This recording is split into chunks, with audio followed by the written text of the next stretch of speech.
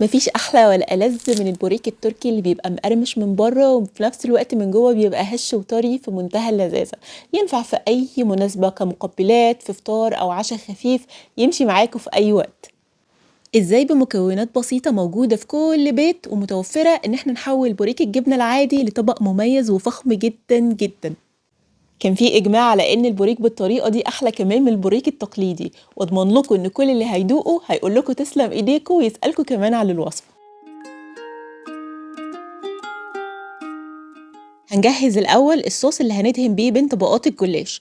بنحتاج لبيضة نضربها كويس الأول، وبعد كده هنضيف عليها نص كوباية من المادة الدهنية. أنا استخدمت زيت زيتون، تقدروا تستخدموا زيت بس أو زيت وزبدة يعني زي ما نحب. لما بنضرب الأول الزيت والبيض مع بعض ده بيخليهم يتجانسوا فالزيت ما يفصلش بعد كده من الصوص.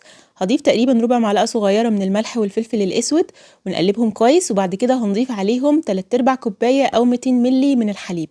ممكن يبقى حليب مخلوط مع زبادي أو حليب بس يعني زي ما نحب، أو زي ما لما يكون متوفر عندنا في البيت.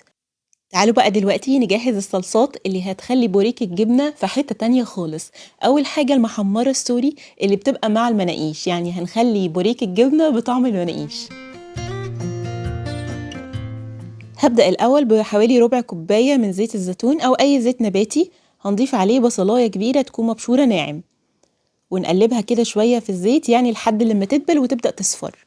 بنضيف على البصل معلقة صغيرة من البابريكا، كمون والكزبرة الناشفة، ونص معلقة صغيرة من الفلفل الأسود والنعناع الناشف، ونص كمان معلقة صغيرة من السكر وملح بس رشة خفيفة في الأول، وبعد كده نظبط الطعم في الآخر. هنقلب البهارات الأول شوية لحد ما ريحتها تبان، وبعد كده هنضيف 3 معالق كبيرة من صلصة الطماطم أو زي ما بيقولوا يعني معجون البندورة. بنقلب الصلصة بقى كام تقليبة كده على النار علشان تتكرمل وريحتها وطعمها يبقوا أحلى. ونضيف عليهم 3 طماطمات متوسطين أو طماطمتين كبار، نخلطهم في الخلاط أو في الكبة بس يعني ما نخليهمش ناعمين قوي، يعني عايزة أحس كده بقوامها. أضيفهم بقى وأقلبهم تقلبتين كده وأسيبهم على النار يتقلوا شوية. اللي بيميز جدا المحمرة هو معجون الفلفل، هستخدم منه نص كوباية، تقدروا ان انتوا تستبدلوه بربع كوباية من البابريكا البودرة، وبعد كده تظبطوا قوام الصلصة في الآخر.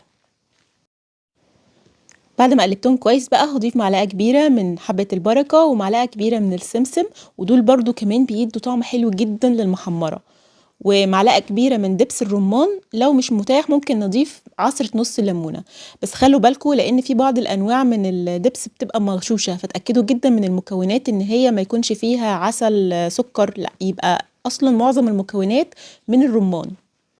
في الاخر خالص ودي حاجة اختيارية ممكن نضيف ربع كوباية من الجوز او يعني عين الجمل المجروش، ده برضو بيديني قرشة حلوة كده في المكونات. وبس كده غليت غلوتين هطفي عليها واسيبها لحد لما تبرد. لو حتى مش هتعملوا بوريك اعملوا الصلصات دي واحتفظوا بيها، لان انتوا ممكن تفردوها مع اي سندوتش جبنة بتنقلوا نقلة تانية كأنكم بتاكلوه في اي كوفي شوب مشهور. يا عيني بقى على ريحة الصوص الاخضر ده، صوص كزبرة خضراء ريحته تهبل. هو مستوحى من البيستو الايطالي، بس بدل ما هنستخدم الريحان فيه هنستخدم الكزبرة الخضراء لانها متوفرة في كل مكان. في الكبة ولو عندكم هون هيبقى شغال برضو، هنضيف ربع كوباية من زيت الزيتون أو أي زيت نباتي عندكم، وهنضيف عليهم معلقتين كبار من السمسم المتحمص.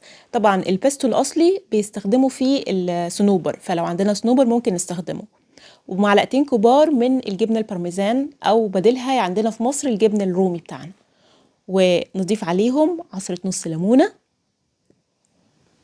وفصين من التوم. حابين تقللوا التوم ممكن نستعمل فص واحد كبير.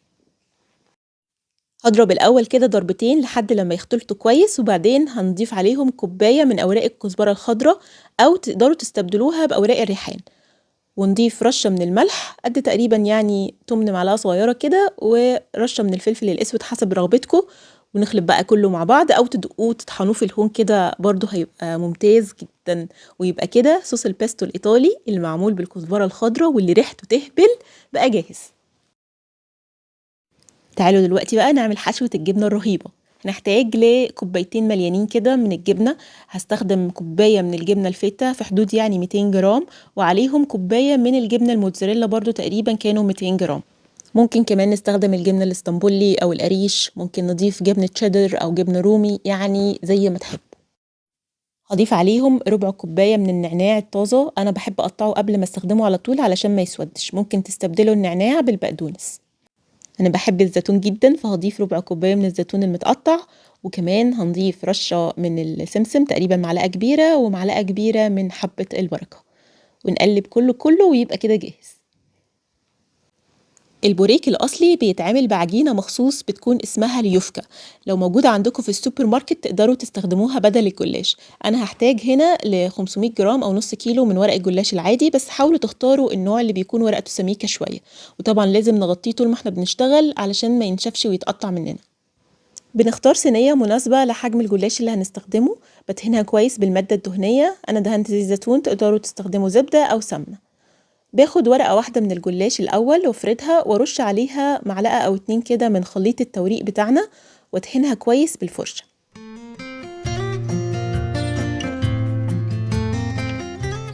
باخد ورقة تانية وبالراحة خالص بظبط الأول الأطراف، وبعد كده بفردها على الورقة الأولانية. هاخد برضو معلقتين من خليط التوريق واوزعهم كويس قوي بالفرشة على ورقة الجلاش التانية. لو حسيتوا ان ورق الجلاش رفيع قوي ممكن نستخدم 4 ورقات في كل مرة، يعني بدل ورقتين نستخدم 4 ورقات. بس انا هنا علشان الجلاش بتاعي متماسك فاستخدمت 2 بس. واوزع بقى خليط الجبنة على الطرف بالشكل اللي انتوا شايفينه، بس يعني نسيب حوالي تقريبا سنتي كده من الطرف، وما نكبسش جبنة كمية كبيرة، يعني نوزعها بشكل معتدل. ونبدأ بقى نلف على شكل رول، ما نكبسش قوي وفي نفس الوقت ما تبقاش مهوية ومش مضغوطة كويس، يعني في النص كده. وناخدها نحطها في الصينية المدهونة اللي احنا مجهزينها. طبعا تقدروا تعملوا كل المقدار عادي بالطريقة دي، لكن انا هوريكم لو حابين تستخدموا صوص البيستو او المحمرة نعمله ازاي. انا بدهن الورقة الاولانية عادي بخليط التوريق، الورقة التانية بقى بدل ما بدهنها من خليط التوريق هدهنها اما من الصوص البيستو او صوص المحمرة.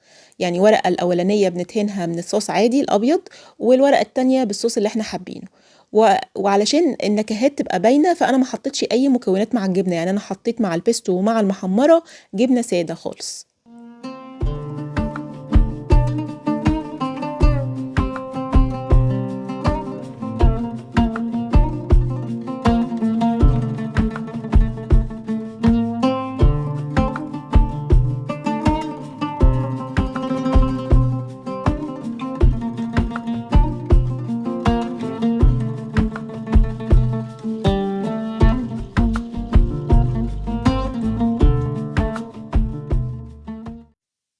خلصت كل الكميه، هدهن الوش كويس قوي، ونرش على الوش شويه من السمسم وحبه البركه.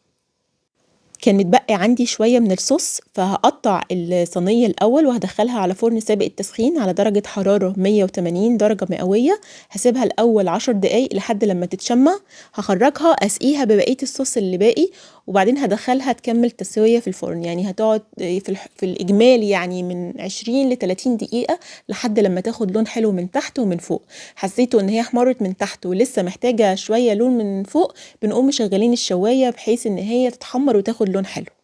كنا عملنا قبل كده فطيرة سباناكوبيتا اليونانية وكانت تحفة جدا هي كمان. روحوا شوفوها وجربوها وقولوا لي رأيكم، لأني متأكدة إنها هتعجبكم جدا جدا.